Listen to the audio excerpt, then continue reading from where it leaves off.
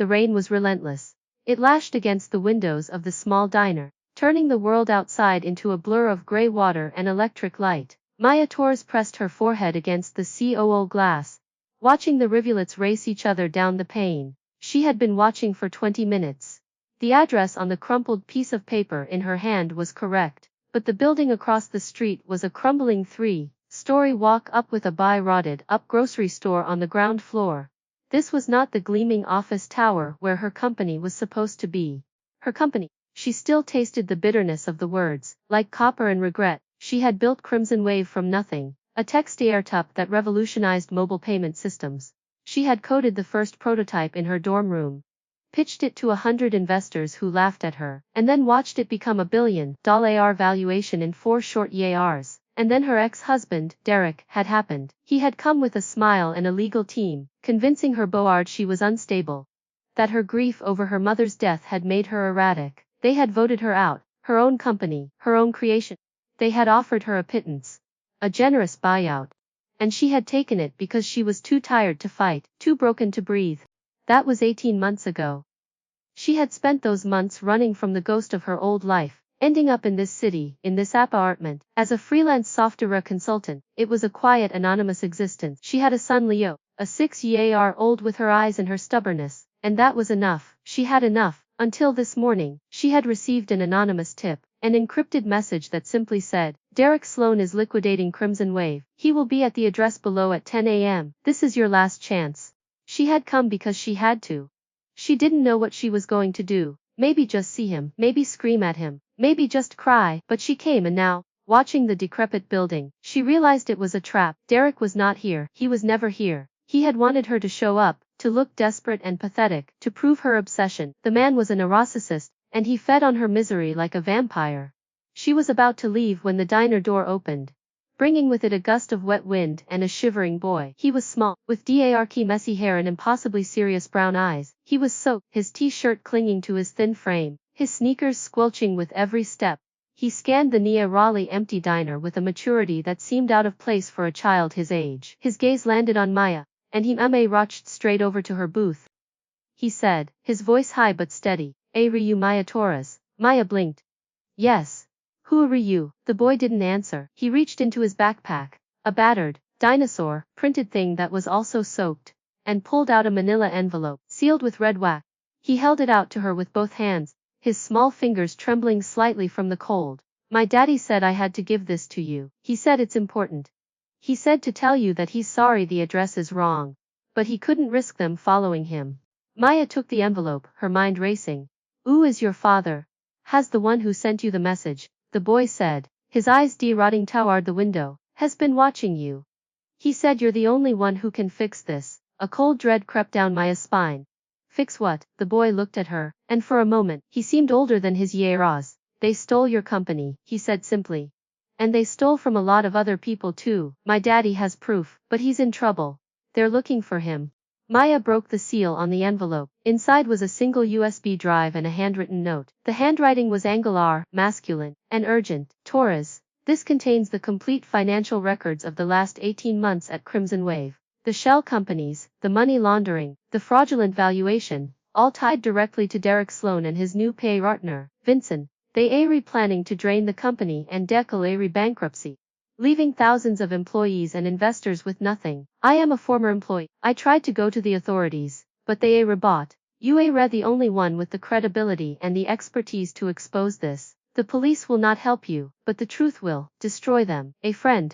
Maya's hands were shaking. Her heart was pounding so hard she could hear the blood rushing in her ears. She had suspected Derek was corrupt. She had suspected it on a gut level, but she had never had proof. And now, this child, this stranger's child, was handing her the key to unlock the prison Derek had built around her. "Where is your father?" she asked, her voice urgent. "As he's safe." The boy bit his lip, a flicker of fear crossing his face. "He didn't come home last night. He told me to come here and wait. He said if he wasn't here by noon, I had to find you." He looked at the rain, a shiver racking his small body. "I think the bad men found him." Maya's protective instincts, dormant for so long, red to life. She didn't know this child. She didn't know his father. But this boy had walked into a storm to deliver a message. And she was not about to let him face it alone. Come here, she said, her voice softening. She scooted over and patted the seat next to her. You're soaking wet, let's get you moved.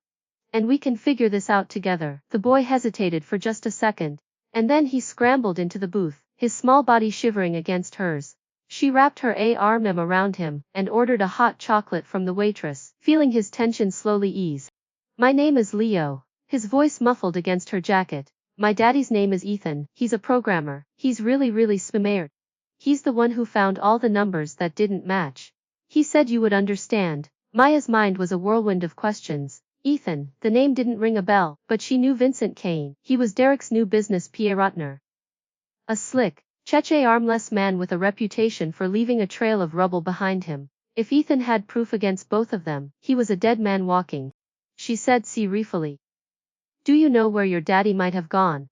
Did he mention any place he would go if he was in danger? Leo shook his head. He just said to find you. He said you're a shark. He said you just forgot how to bite. He looked up at her, his eyes wide and trusting. Are you a sheer Miss Torres? A laugh, sharp and unexpected burst from Maya. I used to be, she said, a fire flickering in her chest. It was a feeling she hadn't felt in months. Purpose. I think I'm going to have to learn to bite again. She pulled out her phone and opened a secure messaging app. One she had built herself for her old company. She typed a quick message to a contact she hadn't spoken to in over a year. A hacker for hire named Byte who owed her a favor. I need a location trace on a Vincent Kane and a Derek Sloan. Priority read. Pay whatever it takes. She pocketed the phone and turned her attention to the USB drive. She couldn't look at it here. She needed her own equipment, her own secure network. She needed to go home. Leo, she said, my apartment is in Fayar. It's not as big as this diner, but it's dry. And I have a cat. Do you like cats? I love cats. Daddy says we can't have one because he's allergic, but I always wanted one. Then you're in luck, Maya said, sliding out of the booth. Jasper is the king of my apartment. And he's very good at protecting people. They braved the rain together, Maya holding Leo's hand and shielding him with her umbrella. His small hand was cold, but his grip was fierce and determined. He trusts stranger, and Maya realized, with a jolt of shame, that this child had more courage in his little finger than she had had in the past 18 months. Her apartment was a modest one-bedroom on the 5th floor of a walk-up, a place she had chosen because it was cheap and anonymous. It was cluttered with code books, half-empty coffee cups, and the evidence of a life lived on the meme argins. Jasper, her tuxedo, looked up from the sofa with disdain, then promptly tried to lick Leo's face. When the boy knelt down to pet him, Maya plugged the USB drive into her laptop. Her hands were steady now. The FAR was gone, replaced by a cold, focused anger. The files opened, and she began to read. It was worse than she had imagined. Ethan had done more than just find discrepancies. He had traced the money. He had found the offshore accounts, the shell companies with names like Peregrine Holdings and Blackwood Partners, all linked back to Derek and Vincent. The paper trail was a spiderweb of deception, designed to drain CrimsonWave of every last penny before they declare red bankruptcy and disappear red into the sunset. And then she found it, a file named Torres contract. It was a forged document, a legal agreement that she had supposedly signed, giving Derek full control of her shares in perpetuity. It was dated 2 days after her mother's funeral, a time when she had been so consumed by grief she could really sign her own name. Derek had used her vulnerability against her. He had been planning this for years. A TR slid down Maya's cheek, but it was not a TAR of sorrow. It was a TAR of pure incandescent rage. How dare he use her mother's death as a weapon? How dare he steal her future, her legacy, her secure? The fire in her chest roared to life. A roaring dragon that had been asleep too long. Torres. Leo's small voice broke through her rage. He was standing next to her, Jasper in his face full of concern. Are you okay? You look scared. Maya forced a smile, wiping her cheek. I'm okay, Leo, I'm just... That's good, Leo said, nodding seriously. Daddy says anger is a good thing. He says it means you still see a very smart daddy, Maya said, her voice thick, and then her phone buzzed. Byte had responded. The message was short, pixelated, and sent from a burner number. Kane is at his penthouse. Sloan is at the CrimsonWave office. But there's more. Sloan is meeting with someone tonight, someone big, a rival investor. He's selling the company out from under the board. Word is he'll sign the papers tonight at 8 p.m. The buyer is Alexander Sterling. Maya's breath caught. Alexander Sterling. The name was legend. He was the reclusive billionaire, the ghost of the tech world. A man who bought and sold empires with the flick of his wrist. He was ruthless, brilliant, and utterly untouchable. If Derek was selling the company to him, the deal would be ironclad. There would be no recourse. She would be erased from history. She had only a few hours. She looked at Leo, at his trusting, ERAS face, and she made a decision. She wasn't going to run anymore. She wasn't going to hide. She was going to walk into the lion's den, expose Derek for the fraud he was, and take back what was hers. And she was going to do it with the help of a 6-year-old boy and a USB drive that could bring down an empire. Leo, she said, her voice low and resolute. I need to go to your father's office. I need to get some things. Will you be okay here with Jasper? I'll be back soon. Leo shook his head, his jaw set. No, I'm coming with you. Daddy said I have to stick with you.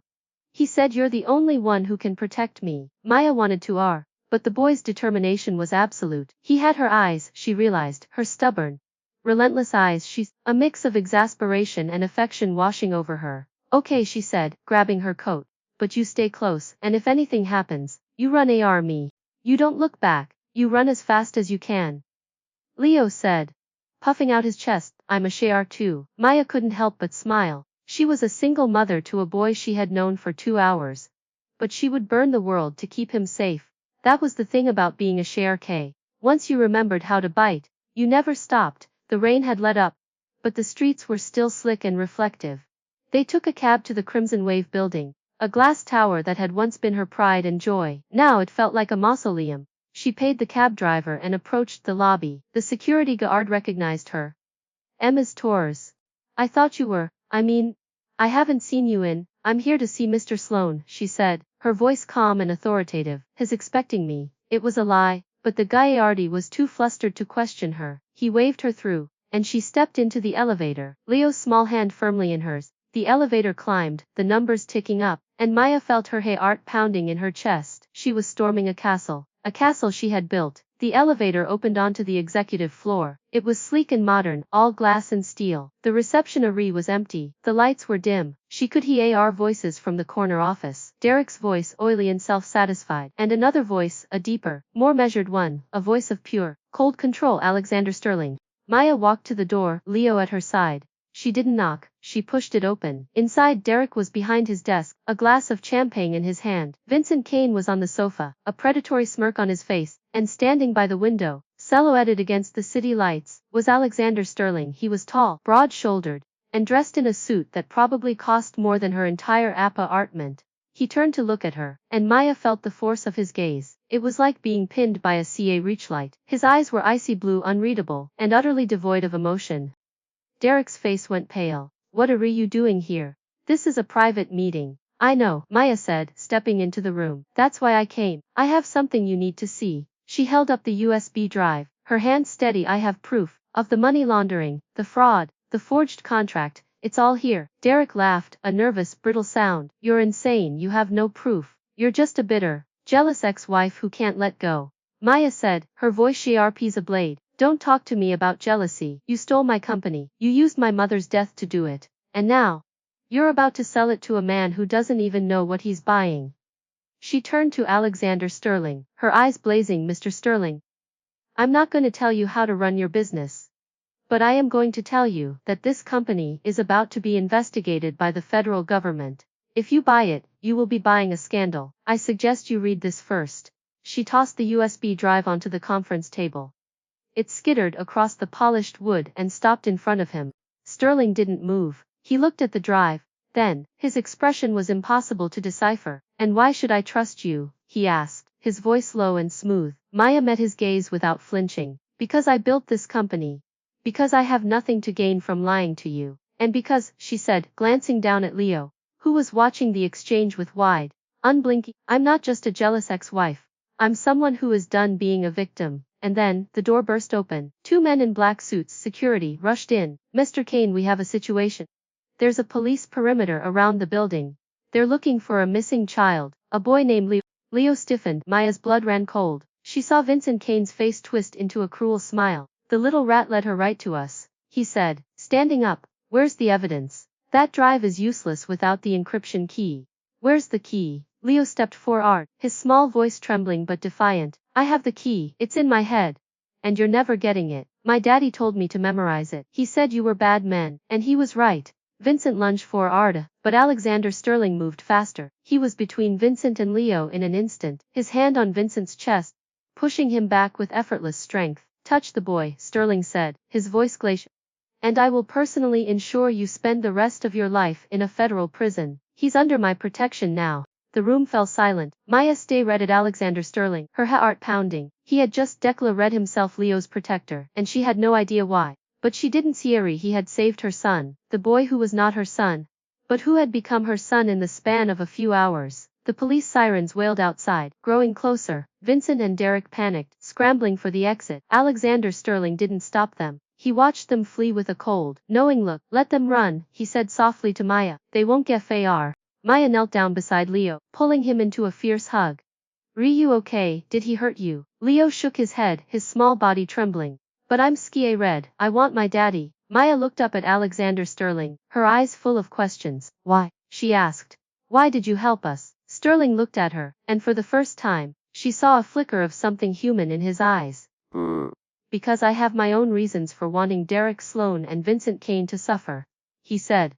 And because you walked in here like a storm, ready to tear down a man who destroyed you, while protecting a child who isn't yours. That's not something I see every day. He paused, his gaze shifting to Leo. Your father is alive, Leo. He's in police custody. He turned himself in an hour ago. He's been giving a full confession. He knew you would be safe with her. He looked at Maya, a ghost of a smile on his lips. He was right. Maya's knees went weak. Relief flooded her system, so profound she could barely stand. She looked down at Leo, who had tears streaming down his face, but they were tears of joy. She hugged him again, pressing a kiss to his messy hair. And then, Alexander Sterling spoke again, his voice low and serious. I'm gonna buy CrimsonWave, he said, but not from them, from you. I'll front the capital, you run the company. You're the only one who can save it, and I always invest in winners. He held out his hand. Maya looked at his hand, then at Leo, then back at him. She took it. His grip was firm, arm and steady. For the first time in a very long time, Maya felt like she was standing on solid ground. I'm going to destroy him, she said, her voice a low promise. And I'm going to rebuild my company. Alexander said, his eyes gleaming with approval. That's exactly why I'm in. The fluorescent lights of the police station were the kind that made everyone look guilty. Maya had spent 3 hours in that rush, buzzing glow, answering questions, giving statements, and watching Leo's small face grow paler and paler. He was a brave boy, impossibly brave, but he was still a child who had just learned his father was in custody, even if it was voluntary. A child who had just seen a man lunge at him. The adrenaline that had ride her through the confrontation in the CrimsonWave office had long since faded, leaving behind a bone, deep exhaustion and a trembling in her hands she couldn't quite control. Alexander Sterling had not left her side. He had made a single phone call, and suddenly the station had transformed. Detectives who had been brusque and dismissive became almost deferential. An officer brought Leo a blanket and a cup of hot chocolate that was actually warm, not the watered down vending machine sludge she had expected. A child psychologist was summoned to sit with Leo, asking gentle questions while Maya signed forms she barely read. You don't have to stay, she said to Alexander, her voice They were standing in a quiet corner of the station, away from the bustle of desks and ringing phones. You've done more than enough. I disagree, Alexander said, his tone flat. I'm the one who offered you protection. I'm not in the habit of making empty promises. Maya studied him. In the unforgiving light, he looked tired. There were faint shadows under his eyes, and his usually pristine suit was slightly rumpled, but his posture was impeccable, his gaze clear and unyielding. He was a man who had been awake for far too long, but he would never admit it. Why? She asked again. The question had been gnawing at her since the moment he had stepped between Vincent Kane and Leo. Why do you worry about any of this? You don't know me. You don't know Leo. You could have just walked away. Alexander was silent for a long moment. He looked past her, through the grimy windows of the station, out into the rain-slicked night. Derek Sloan ruined my cousin, he said finally. A few years ago, before he married you, before he even knew who you were, he was running a different con. He targeted a small biotech firm my cousin had founded. He seduced her, promised her the world, and then he stole everything, patents, research funding. He left her with nothing. She took her own life 6 months later. Maya felt the air leave her lungs. I didn't know. Alexander said, his voice a low, controlled fury. My family kept it quiet. We're very good at keeping secrets. But I've been watching Derek Sloan for years. I was waiting for him to make a mistake, and then he went after you, and I thought, he paused, a muscle twitching in his jaw. I thought you were just another victim, another woman he'd arm and destroy. But then you showed up tonight, with that USB drive with that boy, and you weren't a victim at all, you were a warrior. You were everything my cousin couldn't be. He turned to look at her, and his eyes were dark with an emotion she couldn't quite name. I'm not a good man, Maya. I've done terrible things to protect my family's legacy, but I know a worthy cause when I see one, and you are a worthy cause. Maya opened her mouth to respond, but before she could, a small voice interrupted them. Torres, they both turned. Leo was standing a few feet away, wrapped in the blanket like a tiny, exhausted emperor. His eyes were red-rimmed, but his voice was steady. They said I can see my daddy now. Will you come with me? Maya's heart clenched. Of course, baby. I'll be right there. She started to walk toward, but Alexander placed a gentle hand on her arm. I'll wait here. Take as long as you need. He paused, and Maya, the encryption key Leo mentioned, the one in his head. I need you to understand something. He's not just a messenger. He's your greatest asset. Protect him like he's your own. Maya nodded, a chill running down her spine. She didn't fully understand what Alexander meant, but she knew one thing with absolute certainty. Leo was hers to protect now. She didn't know where his father was going to end up, what kind of sentence he would face for his role in the conspiracy, but she knew she would not let this child become a Navi RD of the state. She would fight for him the way she should have fought for her company. The visitation room was small and gray, with a single table and 2 chairs. Ethan was already there, sitting on the other side of the glass partition, a phone receiver pressed to his AR. He was a thin man, with wire-rimmed glasses and the kind of tired, kind eyes that made him look like a librarian or a professor. He looked nothing like a revolutionary. He looked like a man who had made a terrible choice, and was paying for it. Leo rushed to the glass, pressing his small hands against it. Daddy. Ethan's face crumpled. My brave boy. Are you okay? Did they hurt you? No, Daddy. Miss Torres took care of me. She's really nice, and she has a cat named Jasper. Ethan looked at Maya, his eyes full of gratitude and apology. He gestured for her to pick up the other receiver. She did, her legs suddenly weak. Thank you, Ethan said, his voice cracking. Thank you for keeping him safe. I know I had no right to drag you into this. I know I should have found another way, but I didn't know who else to trust. The lawyers were all bought, the police were compromised. I read about you, about what Derek did. I knew you would understand. You risked your son's life, Maya said, her voice a cerebral whisper. She wasn't angry, she was simply stating a fact. I know, and I will never forgive myself for that, but I had no choice. The encryption key for the data on that drive is in Leo's head. I gave it to him because I knew that if they found me, they would kill me. They wouldn't hesitate. But a child, they wouldn't suspect a child. They would never imagine I entrusted a 6-year-old with the most important secret of my life. He paused, his voice dropping. The key is a sequence of numbers. The date of Leo's birth, reversed, multiplied by the day I started working at CrimsonWave. He can recite it. He thinks it's a game, a code we made up for our secret spy missions. Maya felt a cold sweat break on her forehead. You used your own son as a living vault. I used him as my last hope, Ethan said, his voice breaking entirely, because I knew if I failed, the only person who could save him and bring down Derek was you. I read about your story. I know what you lost. I knew you would burn the world to get it back, and I was right. Ethan turned to Leo, pressing his hand against the glass. Leo, I need you to be brave one more time. I need you to go with Miss Torres. I need you to trust her like you trust me. And I need you to remember the secret, okay? The numbers. They're very important. Leo nodded solemnly. I remember, Daddy. They're in my head. I won't forget. Ethan looked at Maya, his eyes pleading. Please. Maya nodded.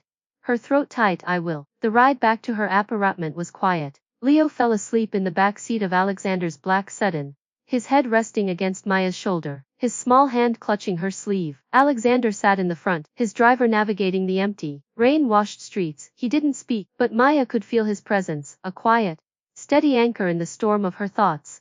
When they arrived at her apartment building, Alexander got out and opened her door. I'll have security posted downstairs. You and Leo won't be disturbed. You don't have to do that, Maya said, but her protest was weak. I know I don't have to, Alexander said.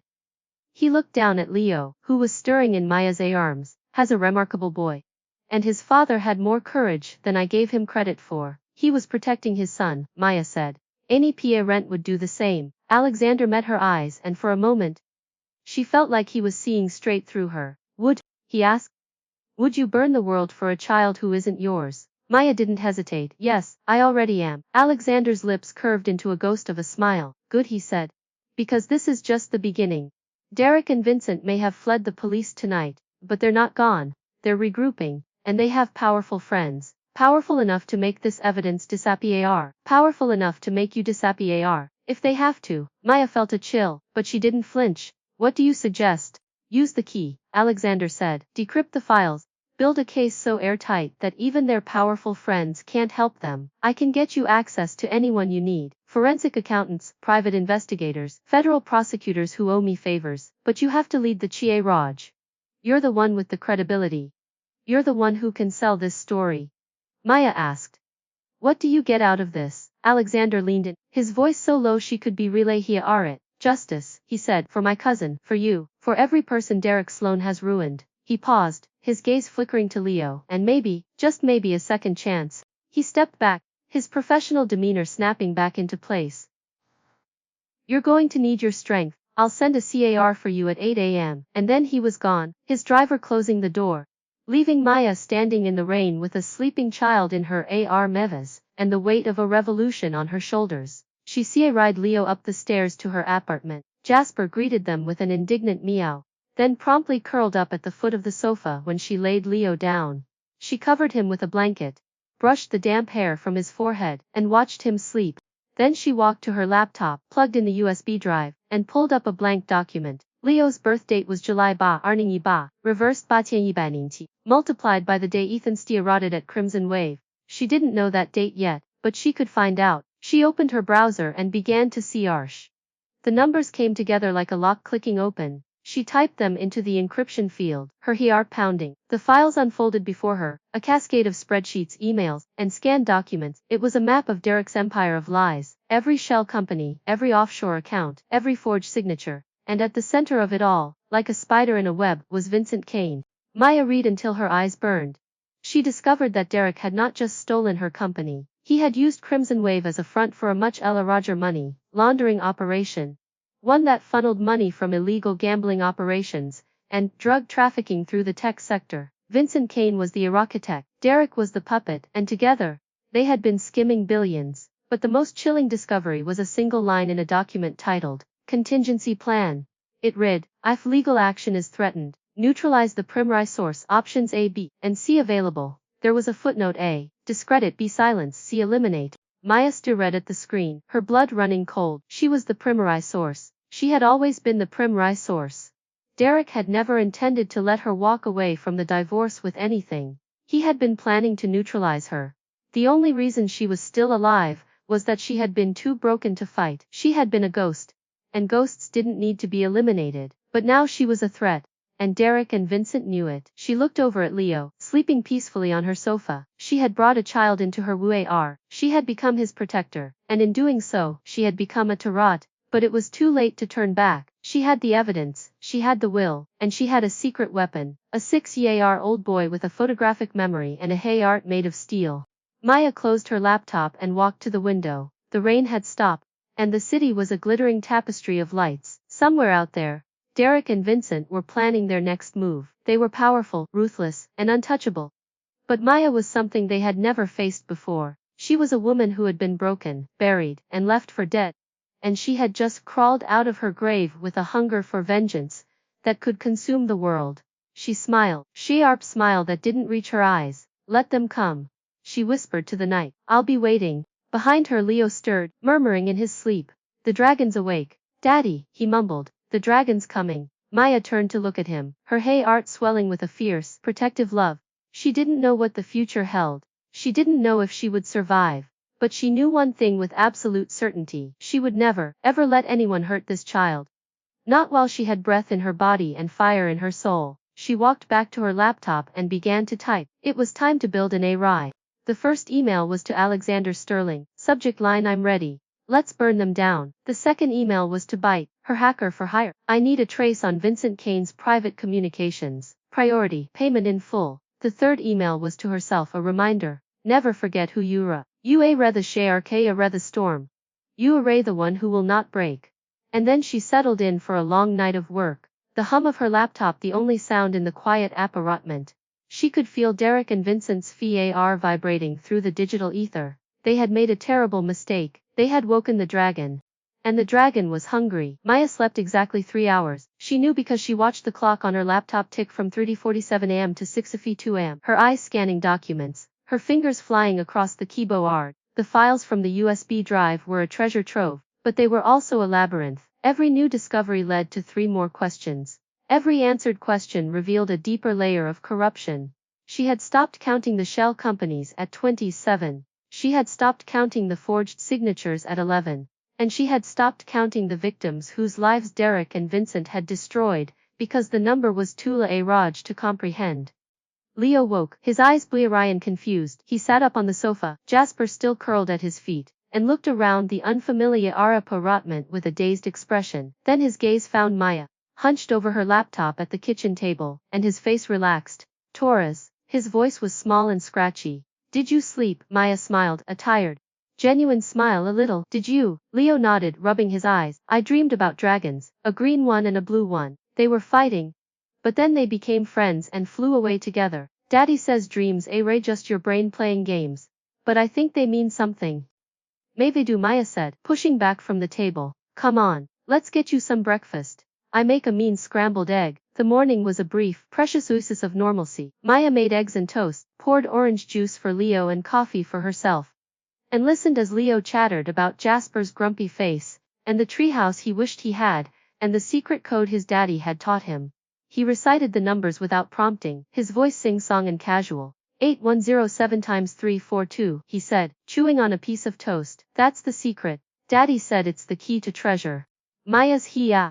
The boy didn't even know he was holding a weapon. To him it was just a game, a memory game with his father. She reached across the table and squeezed his hand. You're a very smart boy, Leo.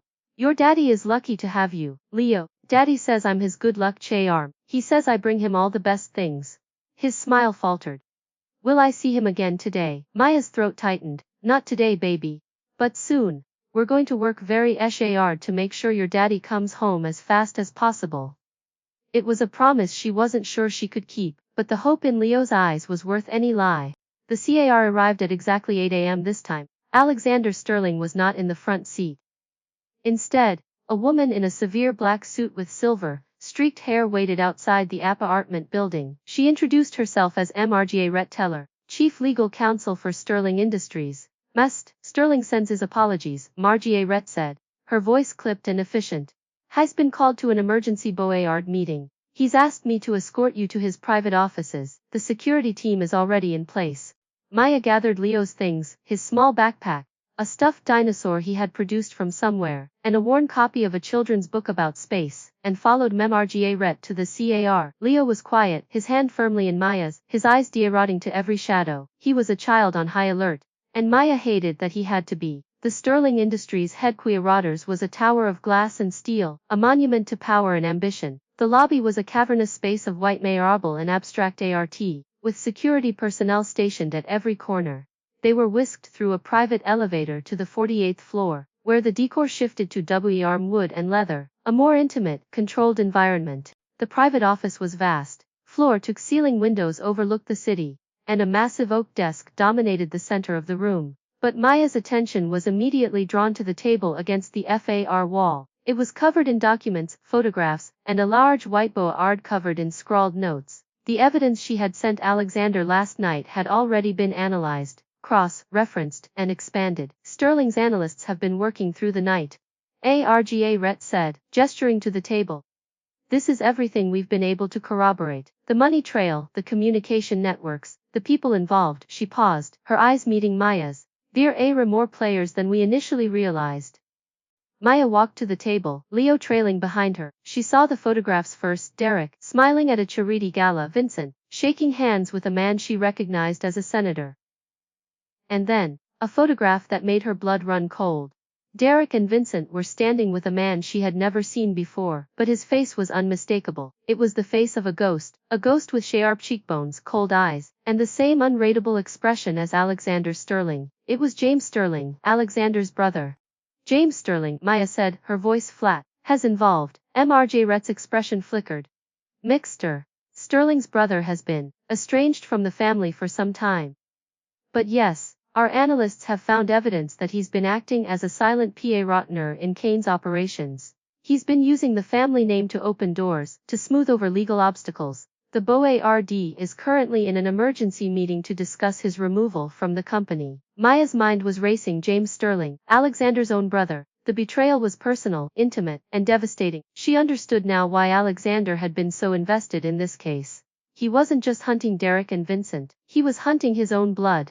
Where is James Sterling now? Maya asked. That's the problem, Margaret said, her voice dropping. He's disappeared. The Board meeting was supposed to be a vote to suspend him, but he never showed up. His apartment is empty. His bank accounts have been drained. He's gone to ground. And he's taken a substantial amount of evidence with him. Evidence that could implicate the entire Sterling family in the money laundering scheme. A chill ran down Maya's spine. He's going to burn the whole house down, Margaret said. Has threatened to release documents that suggest Mr. Sterling was aware of the illegal activities. It's a lie, of course, but the media won't see it. The damage to the Sterling brand would be irreparable. Maya looked at the white board, at the tangle of names and connections. She saw Leo's father's name, Ethan, highlighted in yellow. She saw her own name in red. She saw the words contingency plan scrawled in the corner, followed by 3 ominous letters A-B. She looked at Margaret, her jaw set. Option A is discredit, Maya said.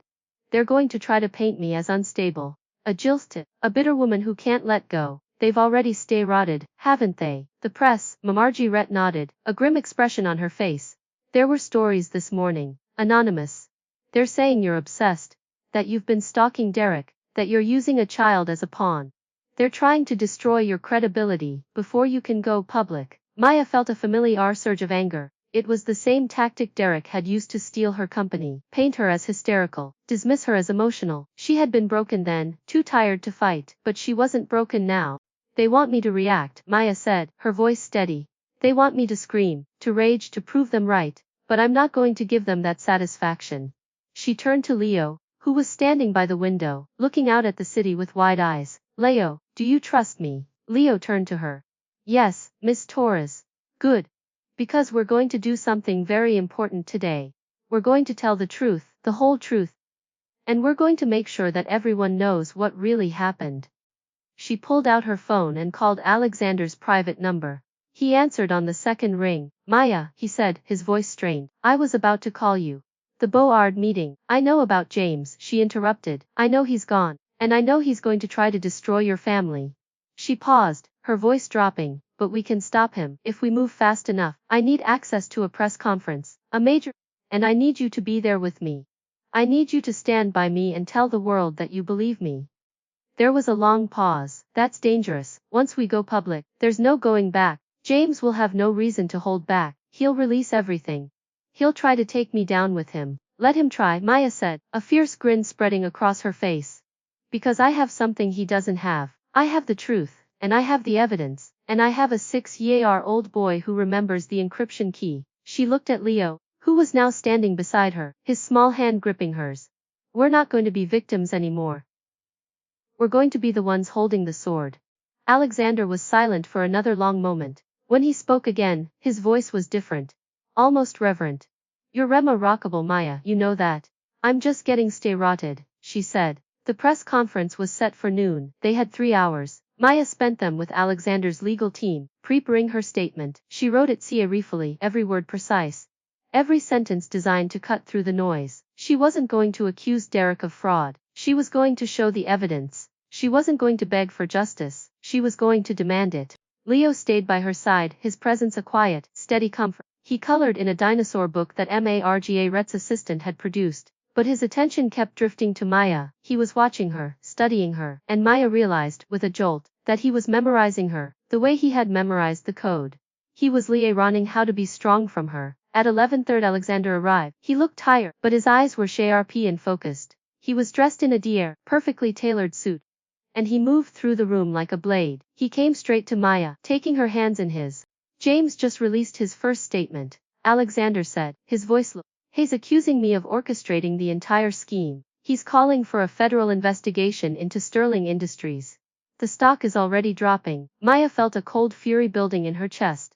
Then we don't give him time to control the narrative. We release our evidence at the same time he releases his. We drown him out. Alexander nodded.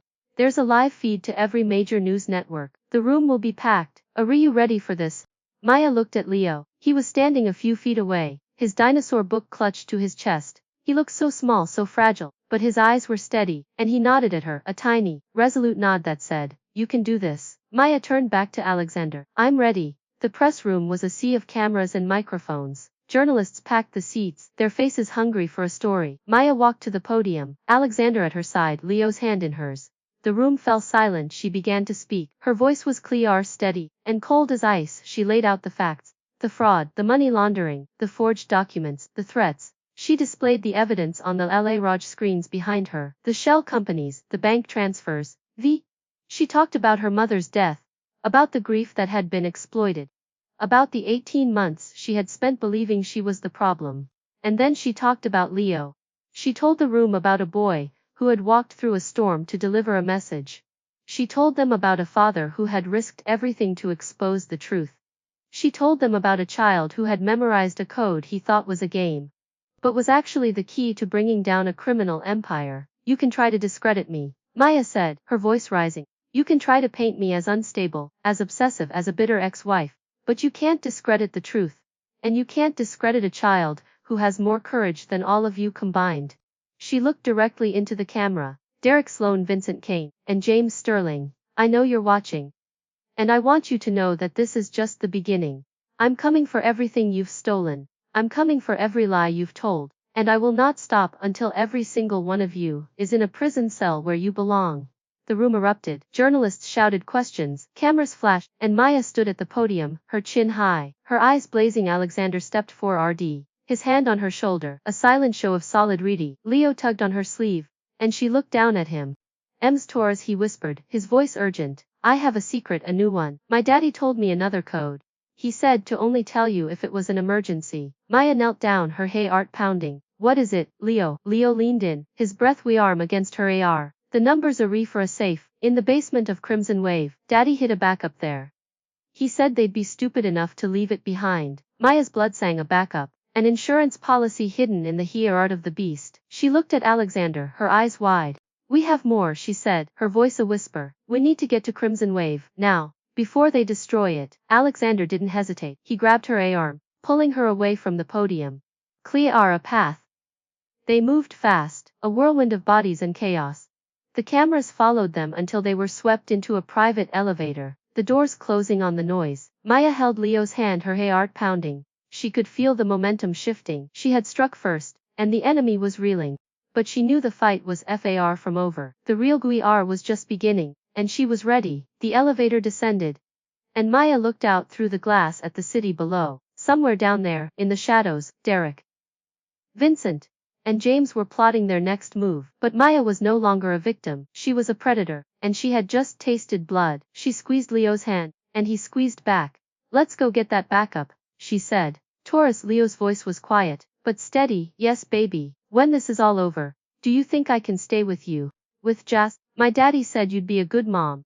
He said you'd protect me." Maya felt tears prick her eyes. She knelt down and hugged him tight, burying her face in his messy hair. "You're not going anywhere, Leo. You're mine now, and I protect what's mine." Alexander watched them, his expression unreadable. But there was something in his eyes, a softness, a hope. He reached out and placed a hand on Maya's shoulder. "Let's finish this," he said, "together." The CrimsonWave building looked different in the daylight. When Maya had stood outside it 18 months ago, defeated and hollow, it had seemed like a monument to her failure. Now, as she stepped out of Alexander's armored SUV, she saw it for what it truly was, a fortress full of ghosts, and she was about to exorcise every single one. The lobby was eerily empty, no security guard at the desk, no receptionist, the lights were dimmed, and the usual hum of corporate activity was replaced by a heavy, watchful sigh. Maya's instincts screamed at her. This was a trap, it had to be. Derek and Vincent knew she had the evidence. They knew she had gone public. They would not leave their stronghold unguarded. "Stay close," she murmured to Leo, her hand gripping his tightly. "And if I tell you to run, you run." "No question." Leo nodded, his small face pale but determined. He had the dinosaur book clutched to his chest, the one from MRJ Rhett's assistant. and Maya realized with a pang that it was his comfort object, a tiny anchor in a sea of chaos. Alexander moved beside her, his presence a quiet, steady force. He had brought 4 security personnel, all former military armed. They fanned out, scanning the lobby with practiced efficiency. MRJ Retteller was on the phone, COO coordinating with a team of forensic accountants, who were waiting for the data Maya hoped to retrieve. The basement entrance is through the service elevator, Maya said, her voice low. It's restricted, only C-suite executives have access. Derek used to brag about it, said it was his private vault for company treasures. I always thought he meant vintage wine and ART. I never imagined. She didn't finish the sentence. She didn't need to. The service elevator was at the end of a long, dimly lit corridor. The security team read it quickly, then gestured for Maya and Alexander to approach. Leo's hand was sweaty in hers, but his grip was fierce. The elevator ride was interminable. The CAR descended, the numbers ticking down from 1 to B2. When the doors opened, the air changed. It was colder, damp, and CA ride the faint metallic scent of concrete and old machinery. The basement was a labyrinth of pipes, storage, and forgotten office furniture. At the FAR, really visible in the dim emergency lighting, was a steel door with a keypad. Leo, Maya said, kneeling down to his level. The numbers, the new ones. What are they? Leo's brow furrowed in concentration. Daddy said they were the date we got Jasper. We don't have a Jasper, but he said I should pretend. It's my birthday but backwards, and then plus the number of letters in my name. He recited them quickly, his voice sing-song. 8107 plus 4. Maya typed the sequence into the keypad. The lock clicked, and the steel door swung open with a groan. Inside was a small, windowless room. It was lined with shelves, but the shelves were nearly empty. A single filing cabinet stood against the FAR wall, and on top of it was a small, silver safe. Maya's heart pounded as she approached it. This was it, the backup, the insurance policy. She tried the handle, it was locked. She looked at Leo.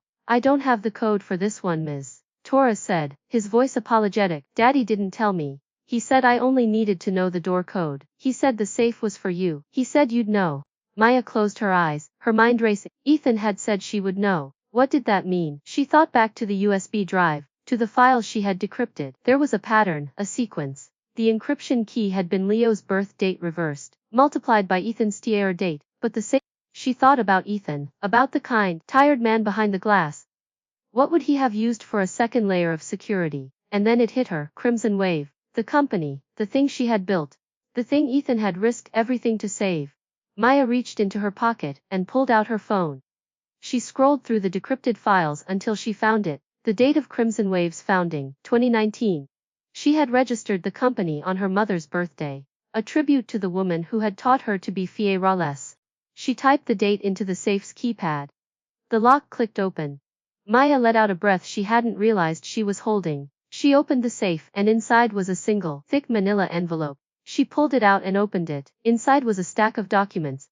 But these were different from the ones on the USB drive. These were originals, signed not authorized, witness. They included Derek's original confession, signed under duress when he thought Maya would never find it. They included Vincent Kane's personal banking records, stamped with the seal of a Swiss bank. And they included a letter, handwritten, from James Sterling, detailing his role in the conspiracy and his promise to protect Derek and Vincent in exchange for a share of the profits.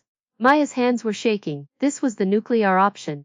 This was the evidence that would put all 3 of them away for decades. She looked at Alexander, her eyes wide. We have them, she said. We have everything. Alexander's face was a mask of controlled fury. He took the letter from James and read it, his jaw tightening with every word. He signed this, he said, his voice really above a whisper. He signed his own confession in ink. He's been planning this for years. He didn't expect anyone to find it, Maya said. He thought Ethan was a nobody. He thought I was a ghost. They both underestimated us. They were about to leave when the lights went out. The room plunged into absolute darkness. Leo let out a small, terrified gasp, and Maya pulled him into her arms. It's okay, she whispered. I've got you. A moment later, the emergency lights flickered on, casting the room in a dim, reddish glow.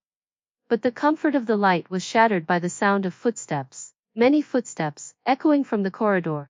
Alexander said, his voice calm but deadly. He moved in front of Maya and Leo, positioning himself as a shield. His security team formed a perimeter around them. The footsteps grew louder, and then the door to the vault room burst open. Vincent Kane stood in the doorway, flanked by 4 hulking men in black tactical GAR. Vincent was smiling. It was the same predatory smile he had worn in Derek's office, but this time, it was tinged with desperation. Well, Vincent drawled.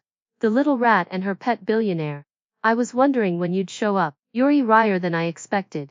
But I guess desperate people don't sleep well, do they? Maya's blood ran cold. How did you know we'd be here? Because I know Derek, Vincent said, stepping into the room. He's a cow. He always keeps a backup of a backup. I just didn't know where, but I knew Ethan was clever. And I knew you'd follow the breadcrumbs. He gestured to the envelope in Maya's hands. You found the crown jewels, congratulations. Now hand them over. Or what? Maya asked, her voice steady. You're going to shoot a child. In a building full of journalists who are waiting for my next statement. You're not that stupid, Vincent. Vincent's smile faltered. I don't need to shoot anyone. I just need to take what's mine and disappear. You think I'm going to prison? You think I'm going to let a washed up tech founder and a dead man's son destroy everything I've built? He laughed, cold, hollow sound. I have more money than you can imagine. I have connections in places you can't even name. I'm not going to prison. You are, all of you. Once I destroy your credibility. Once I make it look like you faked this evidence, you'll be the ones behind bars. Alexander stepped forward, his voice a low, controlled thunder.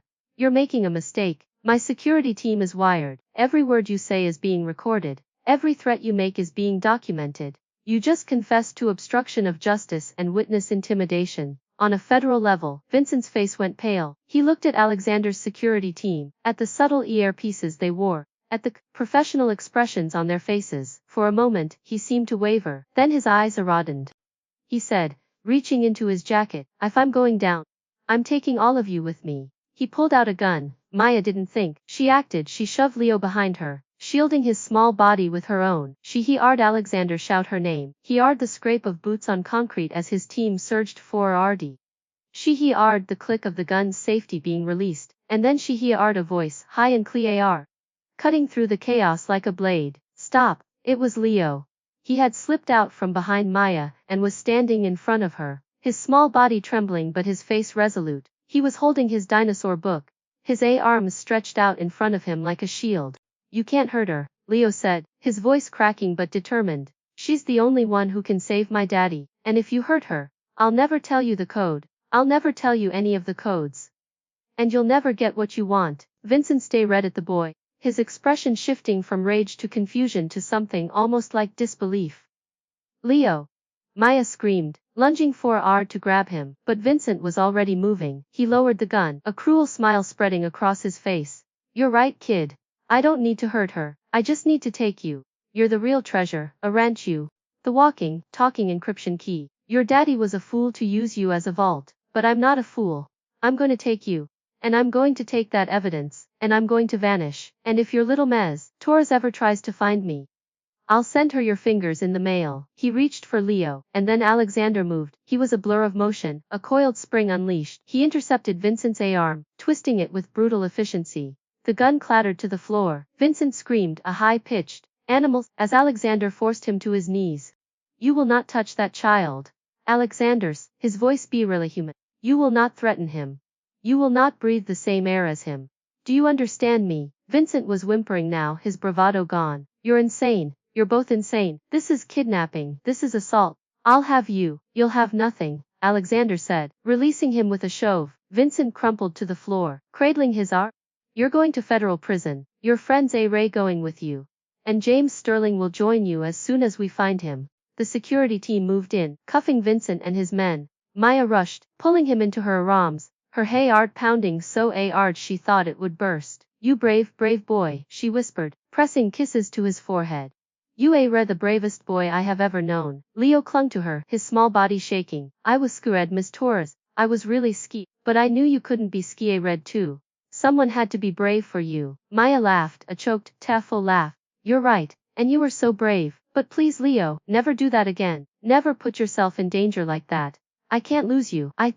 You won't lose me, Leo said, his voice muffled against her shoulder. I'm a shark, remember? Alexander walked over to them, his expression softening as he looked at the embrace. He knelt down, his face level with Leo's. You're a remarkable young man, Leo. Your father would be very proud of you. Leo looked up at him, his eyes wide. Is my daddy going to be okay? Then nodded. Yes, he's going to be just fine. I'll make sure of it. He's a hero, and heroes get second chances. Leo smiled. A small, tired smile. I want to see Jasper. Maya looked at Alexander, who nodded. Let's go home, she said. All of us.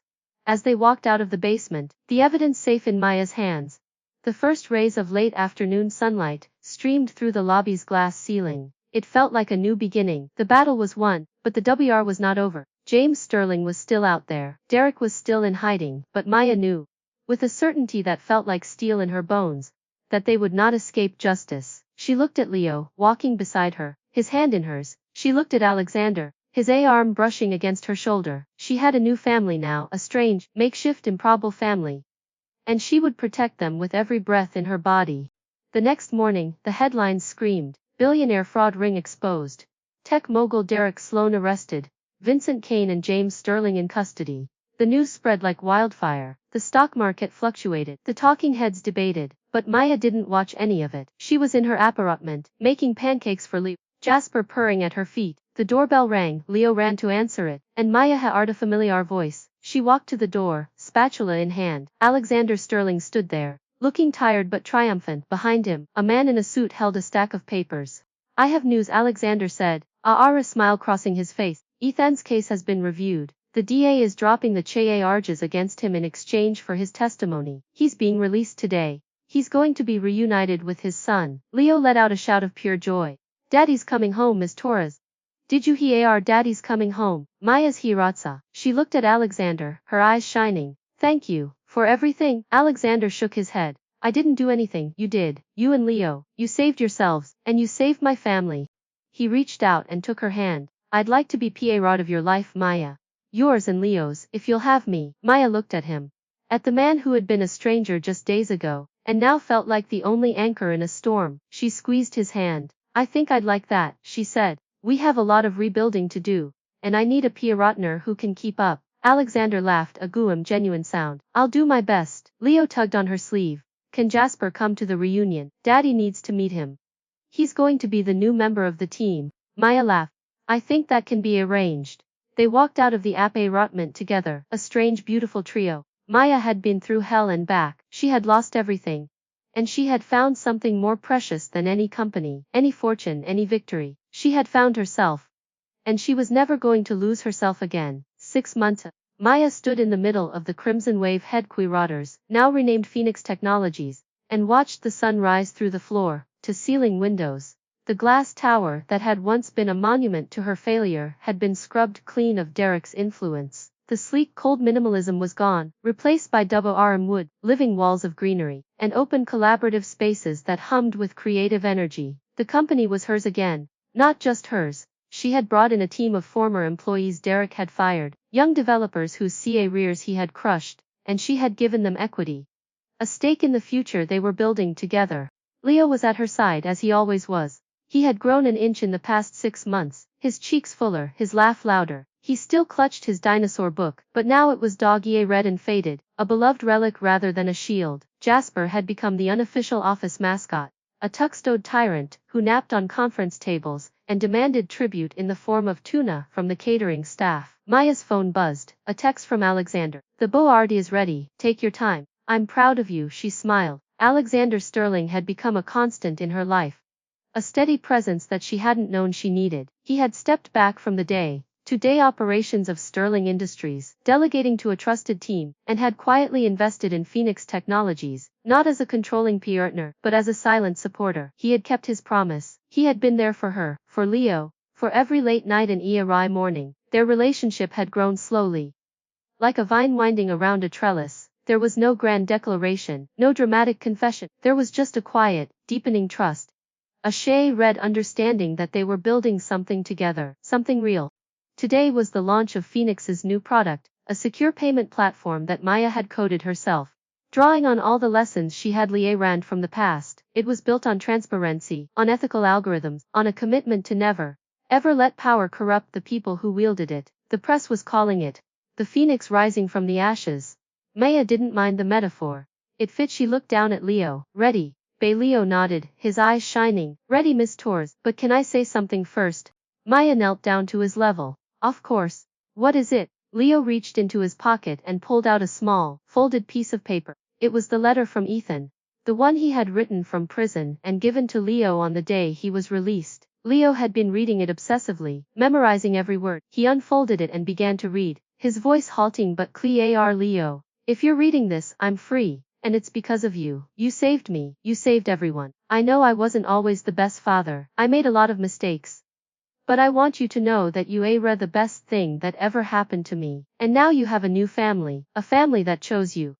And that's the most precious thing in the world. So be brave, my son, and never forget you are the key, not to a code but to the future. Love.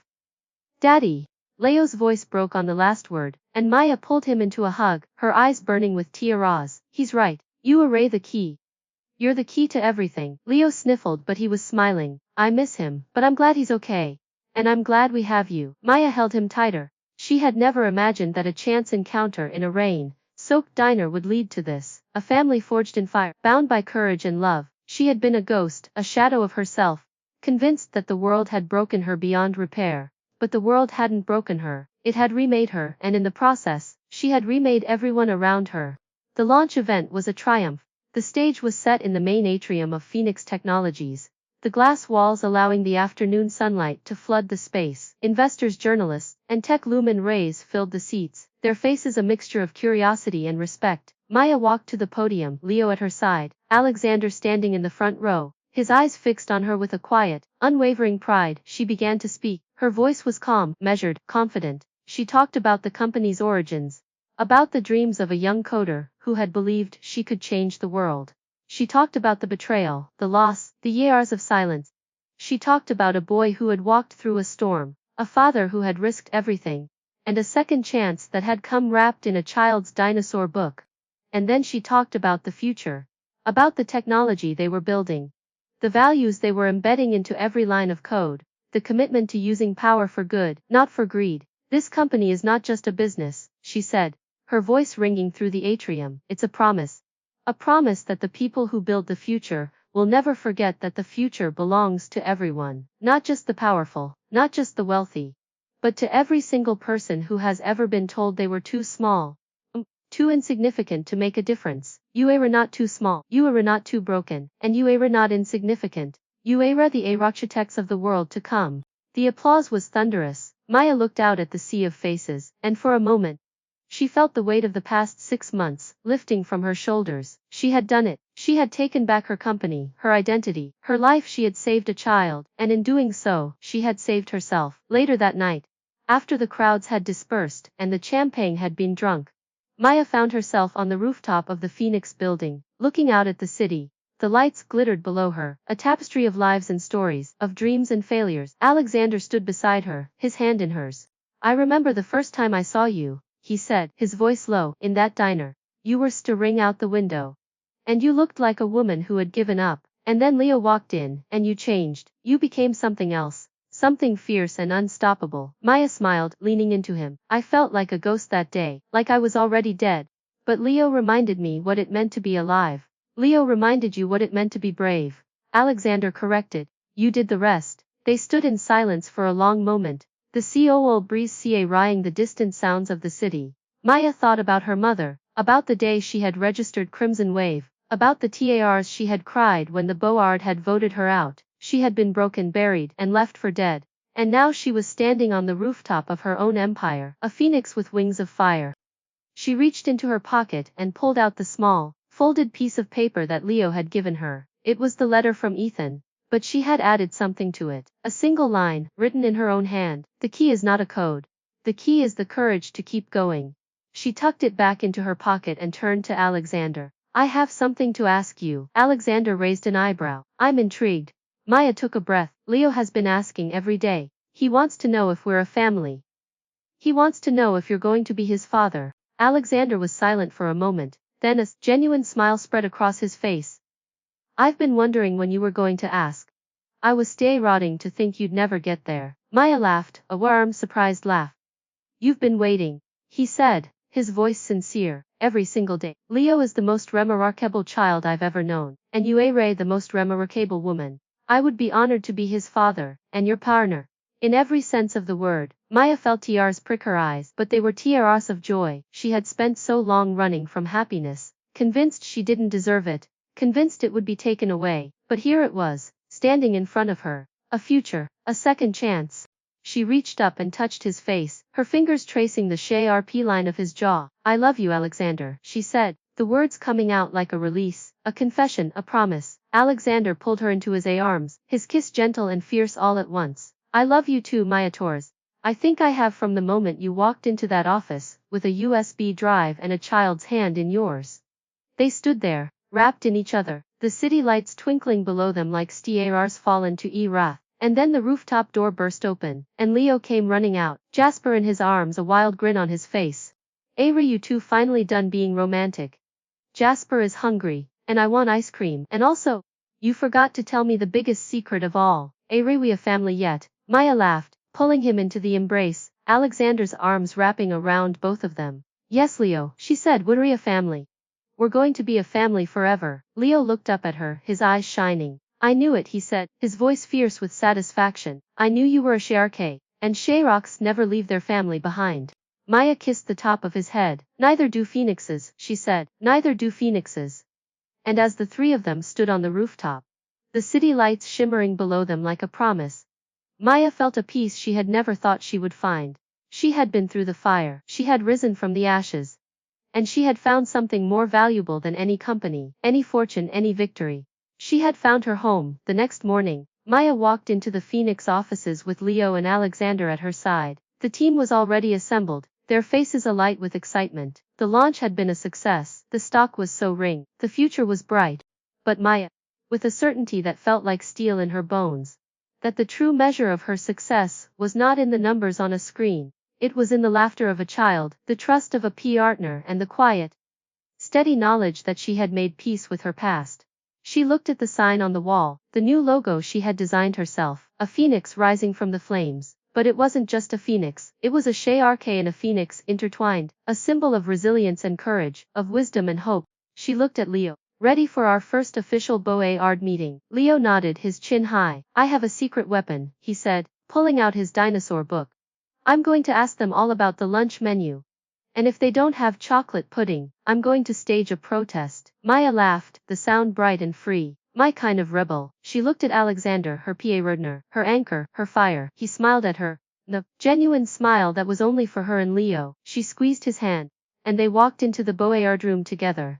The past was a ghost, but the future was alive, brilliant, and theirs to shape. And Maya Torres, the woman who had been broken, buried, and left for dead, was finally, truly, completely alive.